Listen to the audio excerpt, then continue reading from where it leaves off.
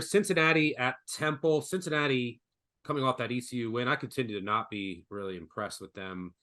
They have a huge game in the American with Tulane next week. So going to Temple is potentially a little sleepy spot here since he's a 17-point road favorite over under 50.5. You got anything here? Yeah, I was going to bet Temple, but I want to kind of wait to the podcast, kind of pick your brain on this one because Cincinnati has not covered a game away from Nippert this season. They're 0-4-1 against the spread on the road. And Temple has no shot at a bowl, so you think that they would just kind of roll over and let everybody, steamroll them. But they have covered 4 straight, including Houston last week. The effort you're looking at for a team that is not going to have a postseason. I guess they're playing like this is their bowl, right? And the Owls are 27th in coverage grading. That's a really good number to have against Ben Bryant, who was awful against East Carolina. He had 3 turnover-worthy plays, and he only had like 7 pressures and only 1 drop from the wide receivers. Like, this is all on Ben Bryant. He's not been very good with his accuracy whatsoever. And to push the ball on the Cincy defense, you have to have a passing game. And East Carolina and Central Florida each got 240 in the air on Cincinnati. So the question is can Temple replicate that? Hey, they're coming off 2 games of 480 total yards against Houston. I'm sorry, 480 passing yards against Houston, 344 passing yards on South Florida.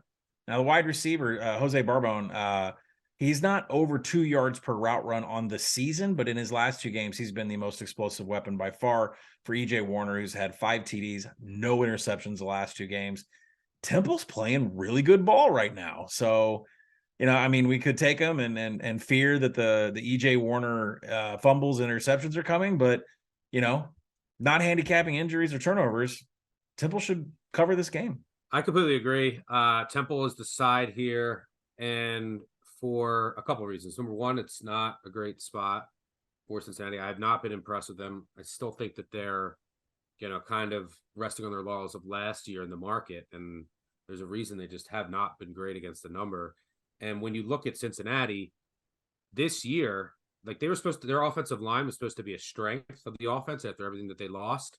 Then they had some injuries, moving some guys around. It's not been great. They're like 82nd in sack rate, and they haven't been able to run the ball. I mean, they are, I think I have them outside the bottom 10 nationally in rush success rate, 93rd in EPA per rush. They can't run the ball. That's how you attack this Temple team. Temple has an excellent secondary, and they also get pressure. They have, one of the best defensive ends at the group of 5 level. They're second nationally in passing down sack rate, 4th overall. So they can get pressure on Bryant. I think this number's inflated, and I think Temple's the side.